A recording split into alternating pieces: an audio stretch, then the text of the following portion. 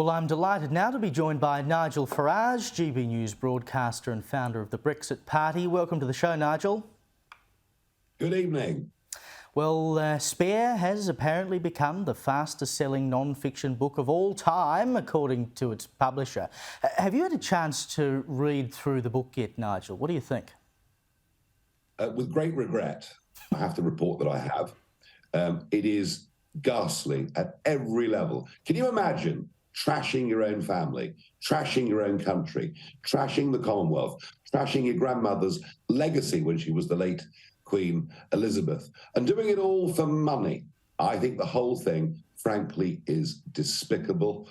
I don't doubt that Harry has got some difficult mental issues, but to do this to your own family, to reveal every little private detail and conversation, I can't imagine any human being ever sinking lower than this in terms of trust and respect. And I'm pleased to say that the opinion polls in Britain show that Harry, who at one point had an 80% popularity approval, that has now dropped to 26%, and it will go lower. And I sense the same thing's happening in the USA too. Yeah, well, I was just talking about this before with my previous panel, because one of his Spotify colleagues, Bill Simmons, said on his own podcast that he's embarrassed to share a platform with Harry. Perhaps some of his new friends over in the US are waking up to the fact that he's just not that interesting and that he's a bit of a blowhard.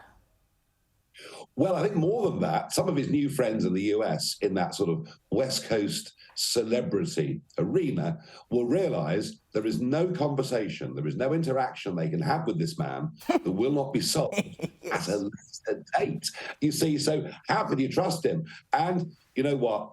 That's why he must not come to the coronation. He will try to benefit from it. And it all goes to show you how wise the late Queen was. She refused to pose for a photograph with Lilibet, their latest child, because she knew those two would use it to make money.